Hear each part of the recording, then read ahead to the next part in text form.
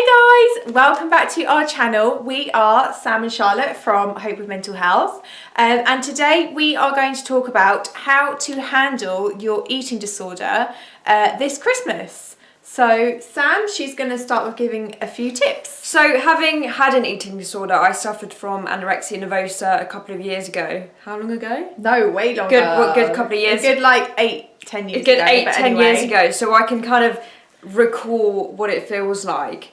And as we all know, Christmas is revolved around food, socialising. It's almost like you wake up and everything's like breakfast, boom, boom, boom, boom, boom. Everything's kind of written out of this list of things that happen. And it can be really, really overwhelming if you do have an eating disorder. So for me, it's a busy day and it's an intense day. You kind of have to, for some people it's chilled, but you kind of have to keep up the woo. So I think, you know, if you do have a meal and you struggle, I think it's okay to go to a room for just sort of 10 minutes, go for a walk, even if you want to go by yourself. Just have that little bit of time to recharge and clear your head. Because it would be nice if you've got someone on that day to go for a walk with that kind of knows. Like I would say to you, do you fancy going for a quick walk? And we wouldn't have to talk or anything. We would just go for a walk. But if you don't have that, kind of preempt it maybe to one of your family members so that they all don't go, let's all go for one. I mean, that might help you in itself, just to get out with your family. But if you do want to go by yourself, just say, I'm just going to pop out for 5 minutes. And sort of say ahead of time, you know, if I pop out, that I'll be fine. I'm fine. I just need that little bit of time to recharge myself. I think that's so important.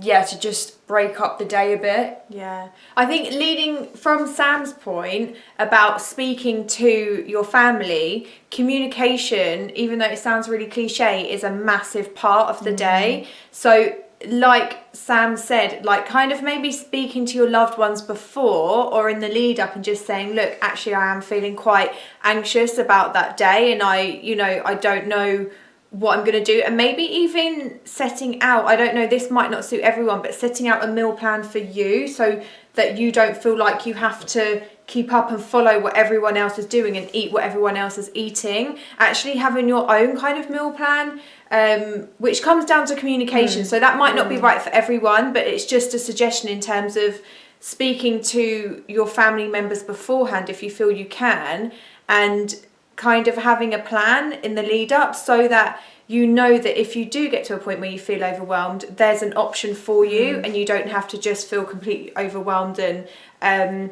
also that's important in terms of recovery, because knowing your limits and having kind of like a plan B in terms of then to not regress and have thoughts creeping back in and stuff like that. And just speaking to your family beforehand in terms of how you're feeling, and hopefully something, that might make you feel better. Yeah, I think it's hard because you want to challenge yourself. Yeah. Because that's what recovery is taking you out of your comfort zone.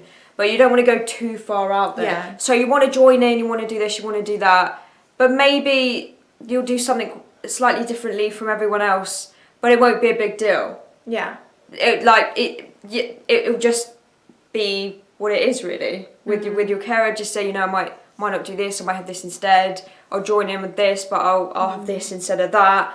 And I think the more it's kind of planned, the more you talk about it, the less big a deal it is. It's just preempting them situations. I think that's the main points really. And also with your eating disorder, because it is very regimented and it's you have to do it this way, I think you've got to mentally allow yourself this small period to know that it's a different period of time. Oh, that's a good point. Do you know what I mean? You're allowed exceptions. As much as the eating disorder will tell you can't, you are allowed to make these few exceptions because it's a different period of time to the rest of the year, so different things can be done. I don't know if this makes sense, but it's allowing yourself to be like, it's fine, it's a couple of days, things can be a bit things can be a bit different, I'll challenge myself and then I'll go back to where I was, then I'll go back to more of my comfort zone, but still challenge myself, but this period is going to be used, and it will be a big step in your recovery as well. Once you come out of it, it'll be massive. So yeah, I think it's hard though, but like you said, communication is just the key thing. And do what you feel is right. Like Sam said, challenging yourself is always good, but have your limit. If you don't feel like you want to sway from where you are, and you do feel like, or maybe you just want to make one tiny change, anything, you know, you've just got to do what's right for you, and you've got to communicate that with the people around you as well who are looking out for you in your recovery, because otherwise, you know, that's when miscommunications can happen and people start worrying, and then you're sort of treading on eggshells. So if everyone's aware of the situation and your worries, at least I think knowing is, you know, even for the people around you, it's better to know what's going on than not, and everyone be like wondering and coming to their own conclusions. So yeah. That's that really. We hope it helped. We know they're quite simple, but they're so key. And they're definitely what we did up to Christmas in my recovery. I mean, I was blessed that I had lovely people around me to listen, but I think the more you communicate, the more it opens the conversation and you become closer in a different way. Yeah. So yeah. But yeah, have it in your head that that period of time doesn't count in a way. If you can, allow yourself to just be a bit more free-flowing if you can. But don't worry if you can't. Yeah. We'll see you in the next video. Bye.